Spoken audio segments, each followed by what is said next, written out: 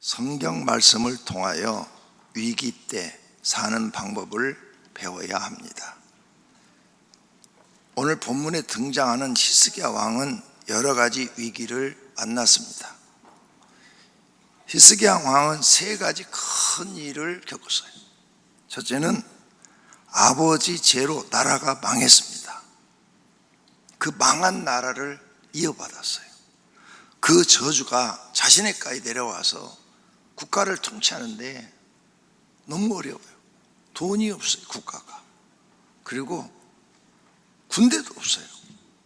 이웃나라가 쳐들어와도 방어할 힘이 없어요. 그래서 속국으로 아수르 나라에 조공을 바치고 살아요. 두 번째로는 조공을 바치는데도 아수르가 내려와가지고 모든 성을 다 점령해버리고, 그리고 예루살렘 성까지 포위하면서 항복하라는 거예요.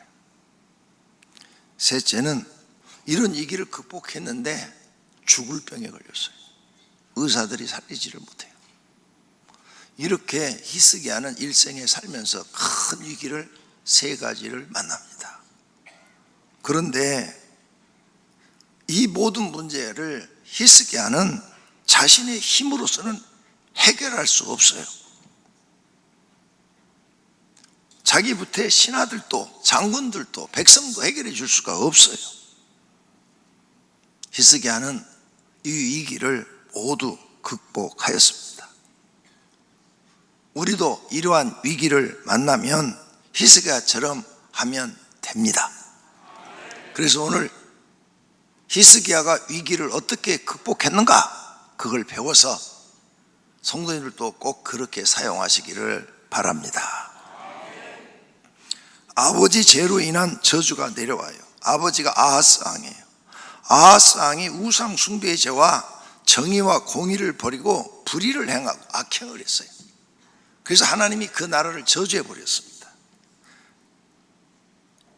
제2계명에 하나님이 말씀했어요. 우상 숭배하면 질투하는 하나님인즉 나를 미워하는 자의 죄를 갚되 아버지로부터 아들에게 3, 4대까지 저주가 임한다고 말씀하셨어요.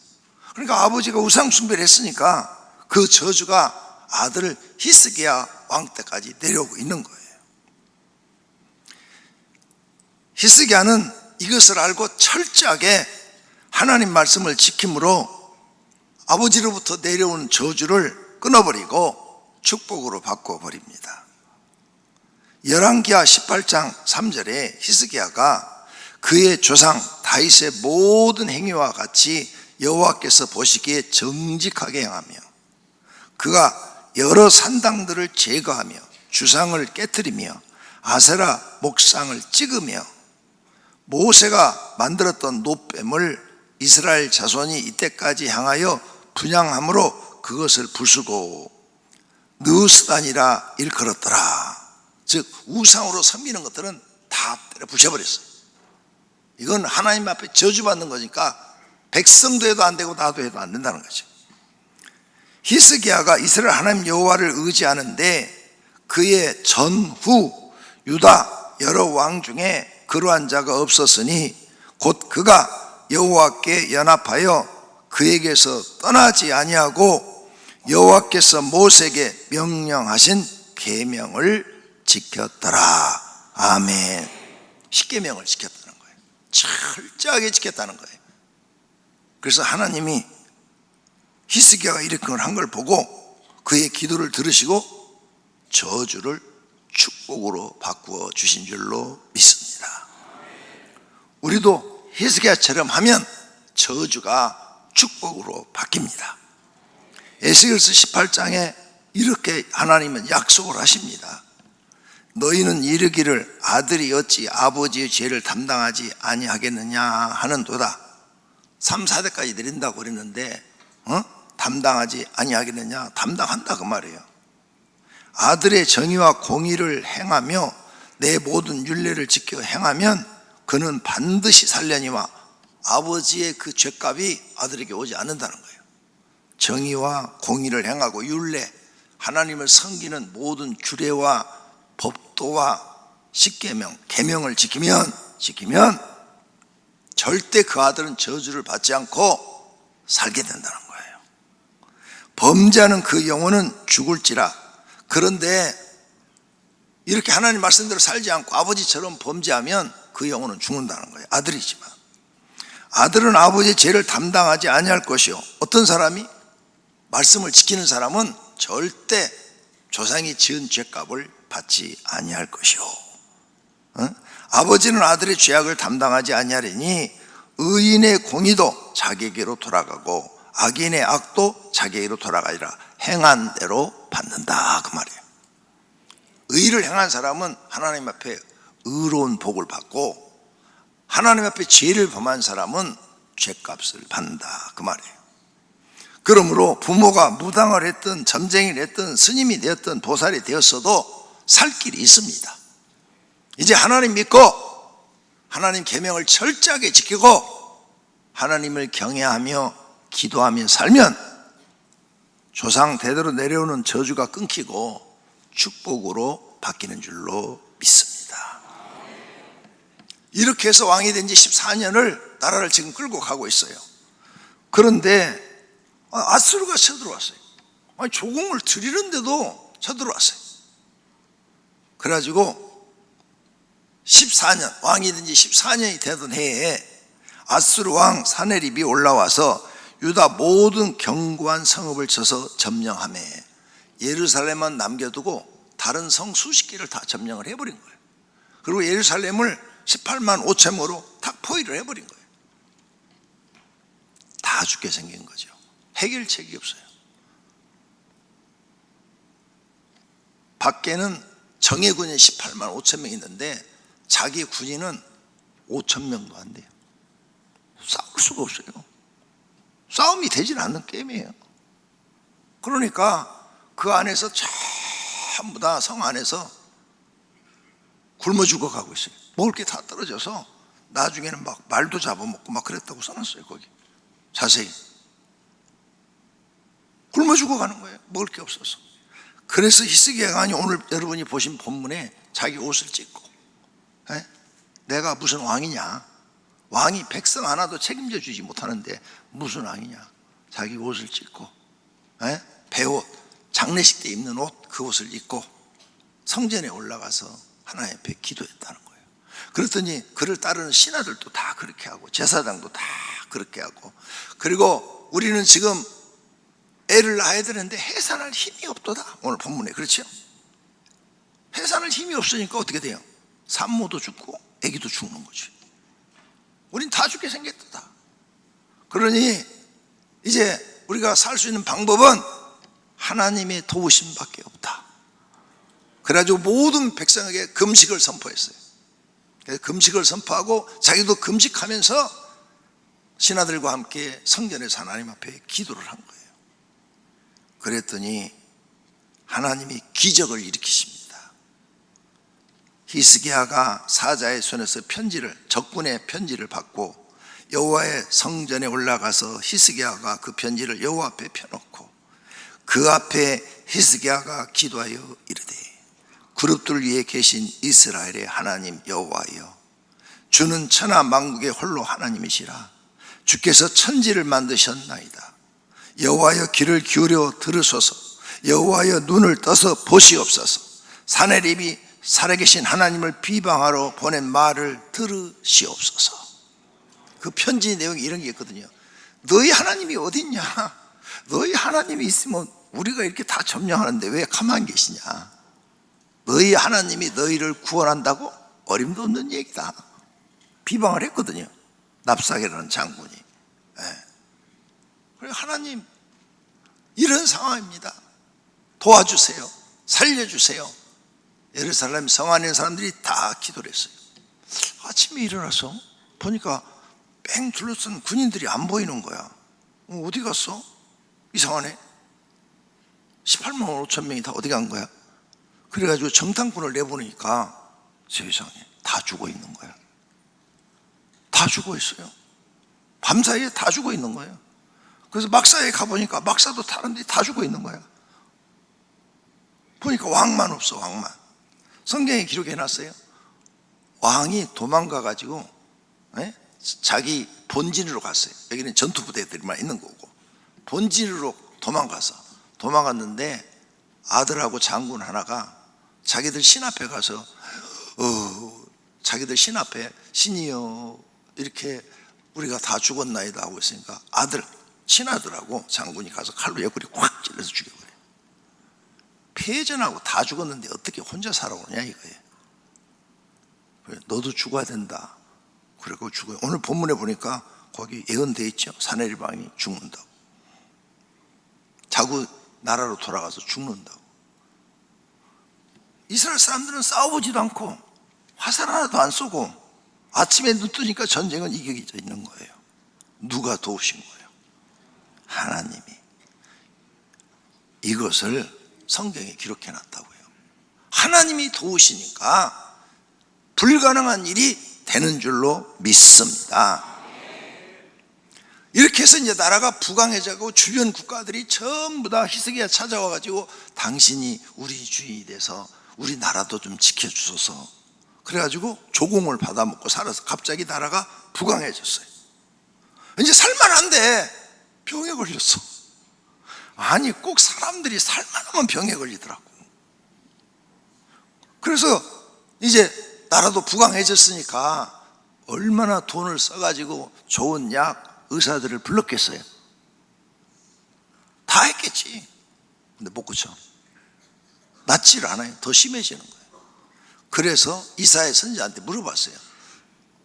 내 병이 이번에 치료될 것 같습니까? 죽을 것 같습니까? 그랬더니 이사야가 기다렸다 하더니 왕이시여, 하나님이 그러시는데 죽는다고 합니다.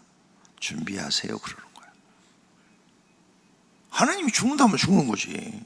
응답받아서 알려주었어요. 근데 이 소리를 듣고 히스기야 왕이 살고 싶은 거야. 아직 젊어. 자기는 아직 젊으니까 살고 싶은 거야.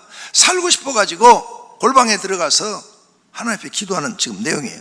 히스기야가 낫을 얼굴을 벽으로 향하고 여호와께 기도하여 이르되 여호와여 구하오니 내가 진실과 전심으로 주 앞에 행하며, 진실과 전심으로 행했잖아요. 계명을 지키고 우상 다 없애버리고 하나님만 섬기겠잖아요. 주께서 보시기에 선하게 행한 것을 기억하옵소서. 악을 행하지 않았어요. 하나님 말씀대로 통치를 했어요. 하고 히스기야가 심히 통곡하더라. 소리질러 울면서 기도했다 그 말이에요. 히스기야 왕은 왕의 신분인데도 하나님 앞에서 어린아이 같이 눈물과 통곡하면서 기도했어요. 그랬더니 하나님이 그의 믿음을 보시고 치료하여 주신 줄로 믿습니다. 기적이 일어났어요. 15년의 생명을 더 연장시켜 줬어요. 인생의 위기를 만났을 때 해결 방법을 배워야 합니다. 성도님들은 인생의 위기를 만났을 때, 내 힘으로 해결할 수 없을 때 어떻게 해결하십니까?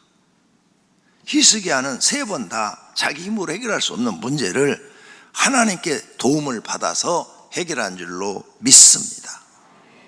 하나님 믿는 사람은 하나님의 도움으로 해결하려고 해야 합니다. 이것이 믿음입니다. 그리고 그 믿음을 기도로 보이는 것입니다. 그래서 하나님 마음을 움직여야 돼요. 하나님 마음이 감동을 해야 돼요. 감동하면 기적이 일어납니다. 우리도 이 히스기야 방법을 배워서 오늘 모든 성도들이 기도하시기 바랍니다. 내가 우리 큰딸, 둘째 딸 태어났을 때 병원에서 못 살린다고 했을 때 바로 여기에서 힌트를 얻었어요. 그래가지고 납사계가 보낸 그 편지를 가지고 성전에 올라가서 보였다고 그랬잖아. 나도 하나님 앞에 그래야지. 큰딸 데려가고 요 강대상 밑에다가 장판 깔아놓고 거기다 놓고, 딸이니까 여기 못 올라오니까 거기다 놓고 그 앞에서 내가 무릎 꿇고 밤새 기도했어요. 살려달라고. 병원에서 못 산대. 한 달 기도했더니 큰딸도 살리고, 둘째 딸은 혈액암이 나는데 또 그렇게 똑같이 해서 전에 해봤잖아. 그러니까 또 하면 되는 거야. 실망하지 않고 또 하나님 앞에 살려달라고 기도했더니 둘째 딸도 하나님이 살려주셨어. 그래 나는 이게 간증거리야. 그런데 두 아이가 지금까지 감기 외에는 병이 없어요. 얼마나 건강한지 몰라요. 그러니까 여러분들하고 나하고는 생각이 틀려요. 어려서부터 나는 애들한테 첫째 하나님 잘 믿고, 둘째 건강하고, 왜? 공부보다도 건강한 게 더 중요한 거야. 그래서 셋째 그 다음에 공부해라, 이렇게 말을 한 거예요. 그랬더니 내가 기도한 대로 또 그렇게 하나님께 기도를 했더니 우리 애들은 하나님 잘 믿고 건강하고 공부는 셋째로 주었는데도 잘하고, 그래서 너무너무 감사한 거죠. 할렐루야. 하나님께 영광 돌립니다. 위기 때 해결하는 방법이 바로 그거예요. 희숙이한테 배워야죠. 성경 왜 읽어요? 배우려고. 내가 모르는 거 성경을 통해서 배우려고. 나는 왜 성전에서 기도하고 많이 듣냐? 사무엘을 본 거예요. 사무엘이 성전에 기도하다 하나님의 음성을 듣다고 그래서 청년 때부터 교회 가서 매일 성전에 기도한 거예요. 전사 때도 매일 기도하고. 누가 시켜서 한 거 아니에요? 나도 하나님 만나고 싶었던 거야. 그랬더니 만나 주셨어. 그래서 이렇게 쓰임받고 있는 줄로 믿습니다. 근데 우리 교회 남자들보다 그렇게 하는데 왜 안 하는 거예요? 안 믿는 거지. 하나님을 안 믿는 거야. 안 믿으니까 기도를 해. 나는 믿었어요. 믿으니까 기도했더니 주신 거예요. 모든 분들이 진짜로 하나님을 믿으시기를 바랍니다. 여러분의 인생의 위기를 만날 때 해결해 줄 분은 하나님 한 분밖에 없습니다. 두 번째로, 위기 때 사는 방법. 우리는 대단한 위기를 지금 현재 만났어요. 코로나로 인하여 세상 모든 나라의 경제는 무너지기 시작했어요. 그 다음 러시아와 우크라이나 전쟁으로 또 두 번째 무너졌어요. 세 번째 이스라엘과 팔레스타인의 전쟁으로 세 번째 무너졌어요. 엊그제도 이란과 이스라엘이 지금 큰 전쟁이 일어나서 세계 경제가 또 무너져가지고 세계 모든 주식시장의 주식이 폭락을 했어요. 3차 세계대전이 일어날 것 같다, 이렇게들 예측을 하고 있어요. 세상에서 종말의 징조를 보고 깨달고 준비하셔야 합니다. 예수님 제자들이 예수님한테 선생님이라고 불렀잖아요. 선생님, 어느 때 이런 일이 있겠사오며 이런 일이 이르러 할 때 무슨 징조가 있사오리까 하고 물었어요. 세상, 예수님이 재림할 때 세상 심판하신다 그러니까 어떤 징조가 있겠습니까 하고 물었어요. 그랬더니 예수님이 대답을 해요. 첫째 큰 지진과 기근과 온욕, 질병이 있겠고, 또 무서운 일과 하늘로서 큰 징조들이 있으리라. 세상에 막 무서운 일들이 일어나 생각지 않는 사건들이 터질 것이고, 하늘의 큰 징조는 뭐냐? 이상 기온으로 하늘이 이상한 징조를 볼 것이다. 하늘이. 그 지금 하늘이 이상 기온 다 보이고 있잖아요. 여름엔 너무 덥고 또 어떤 데 너무 춥고 막 그냥 광풍이 일어나고 비바람이 일어나고 막 그냥 홍수로 다 쓸어 일어나가고 세상이 지금 난리지 났잖아요. 뉴스를 좀 보시라고요. 한국만 보지 말고, 한국은 지난해에 응답받은 거 얘기해드렸죠. 다른 나라에 비해서 미온적으로 일어난다. 왜? 기도하는 사람 많고 하나님을 믿는 사람이 많기 때문에 다른 나라보다는 적게 일어난다고 말씀하셨다고 지난해 설교 시간에 다 말씀드렸어요. 그 다음 예수님이 또 얘기를 하는 거예요. 계속 이어서 1월 성신, 해와 달의 이상 징조가 있겠고, 땅에서는 민족들이 바다와 파도의 우는 소리를 인하여 혼란한 중에 공고하리라. 막 파도가 막 치면 막 소리가 나고 막 혼란스럽잖아요. 그런 것처럼 땅에서는 파도처럼 혼란스러울 것이다. 땅이 혼란스러워. 그리고 사람들이 공고하리라. 그때가 되면 세상 심판할 날이 가까웠다는 것을 알라. 예수님이 이렇게 말씀하신 거예요. 종말의 징조, 이것을 쉽게 요약하면 거짓 종들이 많이 일어나요. 그런 일 안 일어나. 뭐 그런 일, 무슨 일 일어나? 안 일어나.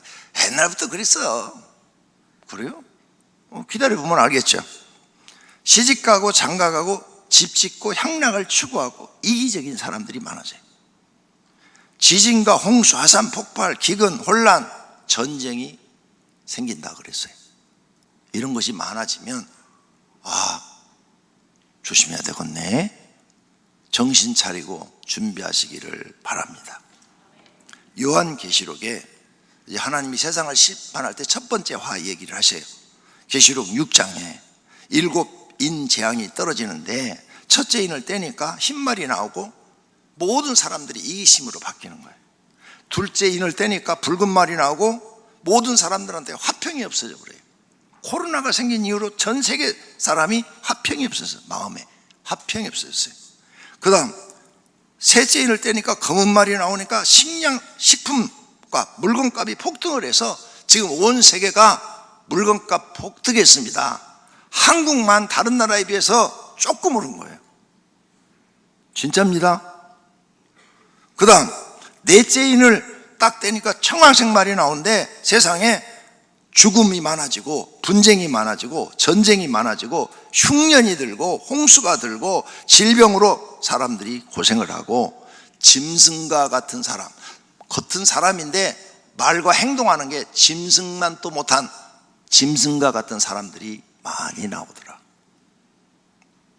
다섯째 인을 천사가 떼니까 교회가 핍박을 받고 순교자가 나오더라. 그래서 한 몇 달 전에 어떤 선교회에서 세계 지도 그린 거 보여드렸어요. 세계의 지도를 놓고 보니까요 깜짝 놀랐어요. 저도 지구의 4분의 3이 지금 기독교가 핍박을 받고 있어요. 우리 남한은 자유민주국가니까 종교의 자유가 있어서 지금 핍박을 안 받는 거야. 우리가 안 받으니까 모르고 있었던 거야. 그런데 지구의 4분의 3이 핍박을 받고 있더라. 중국도 선교사 다 쫓아냈어요. 인도도 선교사 다 쫓아냈어요. 그 다음 여섯째 번 인을 딱 떼니까 땅에서 큰 지진이 일어나고 화산이 폭발하고 큰 산이 무너지고 섬이 막 없어지고 자연재해가 아주 심해서 사람들이 다 놀리더라. 내가 볼 때는 이 다섯째까지는 이미 세상에 보이고요, 여섯 번째 것만 딱 떨어지면은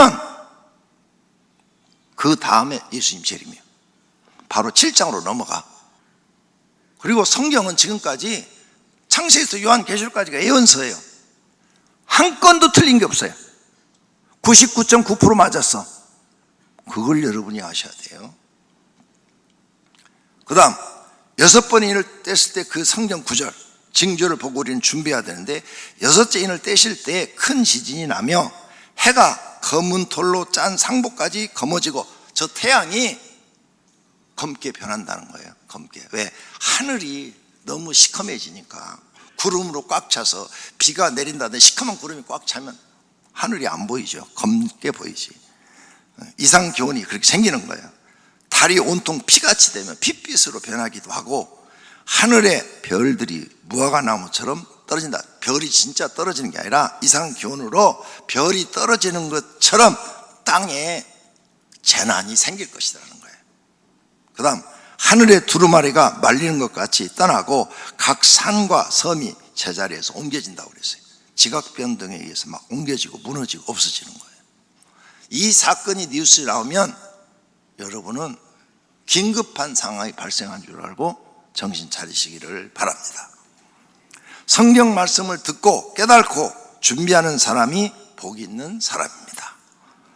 요한계시록 1장 3절 다 같이 읽겠습니다. 이 예언의 말씀을 읽는 자와 듣는 자들과 그 가운데 기록한 것을 지키는 자들이 복이 있나니 때가 가까움이라. 아멘. 모두가 복 있는 사람이 되기를 축원합니다.